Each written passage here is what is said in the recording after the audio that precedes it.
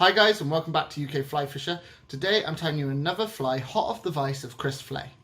Now this fly's been doing a lot of damage this year, and if you follow Chris you'll understand and you'll know just how effective it can be. I saw just how effective it was on our recent trip to Eladine. If you haven't seen that video yet, I'll put a link in the description below so you can go and have a look at that and see just how deadly this fly is. But today's video is going to show you how I tie my version of it and the version that's been working best for me. So without any further delay, let's have a quick look at how I tie Flay's Pulsefire Damsel. So the hook, once again, we're tying a lure, so it's the short shank special size 10 from Elite Flies. In the video, Chris called it a sprite hook. He was using this hook, he just got a little bit confused on the day. And the bead is a 3.2mm Chartreuse Speckled Tungsten bead, and that's on Kindale flies. So all I'm going to do is come in with the Olive 140 UTC and put down a layer of tying silk. And then come back up the hook behind the bead. Come in and snip away that waste piece. Now the Marabou is olive. This is just Blob and Buzz's olive Marabou. And I've gone for a feather with a lot of movement in it, really long fibres. As you probably saw from Chris's video, he likes a really long tail. Now my tail is not as long, but I've got about 2 inches worth of fibres here, and we're going to go for a tail that's sort of 2 to 2.5 times length of the hook. So when I've seen I've got enough fibres there, I'm just going to come in and snip away that waste piece. Put it on top of the hook and pinch and loop, like so, and then keep it on top of the hook the entire length of the body. Last turn goes underneath the tail to stop it from spinning, and then we come back on top. So we want it to be sort of 2.5 times the length of the hook. So I'm going to go around about there. And that looks like a really good length to me. That's going to give us nice proportions for the rest of the fly.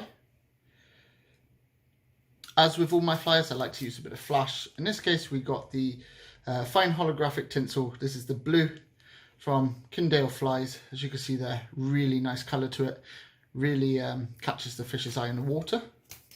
And we're just going to take 2 strands on either side. I never like putting too much flash. I feel it can have the opposite effect, especially on heavily fished waters. But 2 strands is plenty. So I'm just going to take 2 turns, make it 3 turns over the top there, so they're down on my side, before bending it over, catching it in on your side.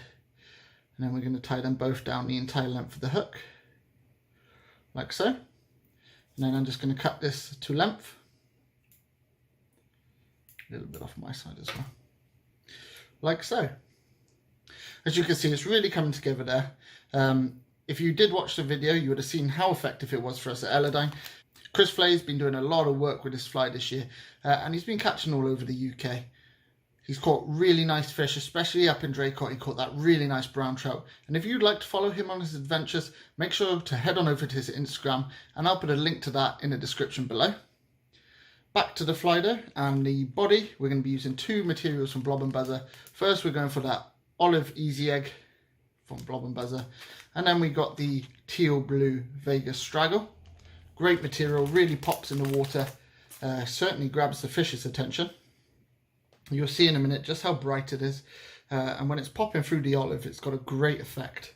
The body almost goes to a translucent material, and then the really bright Vegas Pulsefire shines like a beacon, and it definitely attracts the trout. So with the ecstasy, we're going to break away some so we can see the core, and then we're going to put the Vegas Straggle on the inside of that core, closest to the hook, and this is our tie-in point. So we're just going to offer it up to the hook here, and then take touch and turns all the way down, so it's nice and secure in there. And then all we do here is we wrap them, and as we wrap, we brush the material back. This just keeps it all flowing in the right direction. Make sure none of our fibres are getting trapped down and getting the most movement we can out of this body. It really is, in a roundabout way, the same as having a palmed body.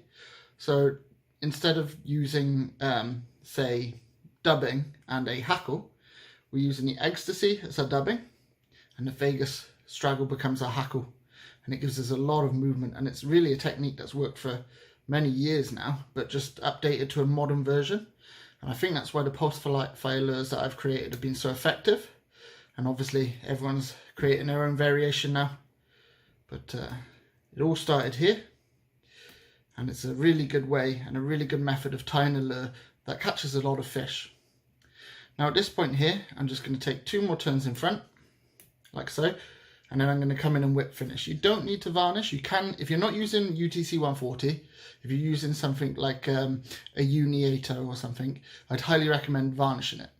UTC is pre-rack, so it's going to hold tight anyway. So with 3 turns behind the bead, the fish's teeth are never going to hit this tying silk. No need to wax it. Pull down tight, well, holding on the bead, and then come in and snip away your waste piece. And then that's not going to go anywhere. Now, to get rid of the 2 materials on top, we're going to use a Stanley knife. Get the sharp edge of the blade, rest the flat edge against the bead with the sharp edge towards the material. And we're just going to pull them in one direction as the blade pushes in the other. And it'll cut through it really neatly like that. Now, to get rid of any of the waste pieces and any of the fluff there, we're just going to come in with our dubbing brush and clean up the fly. Make sure all our Vega Straggle is showing through. Get a really nice taper on that fly. And there you have it, guys. That is the Flay's Pulsefire Damsel, my version of it anyway. Chris's is almost identical, except he's got the crystal hackle in the tail instead of the holographic tinsel. And it's certainly a fly to have in your fly box. If you've enjoyed today's video, make sure to subscribe to my channel and hit that notification icon so you never miss an episode. Thanks for watching, and I'll see you in my next video.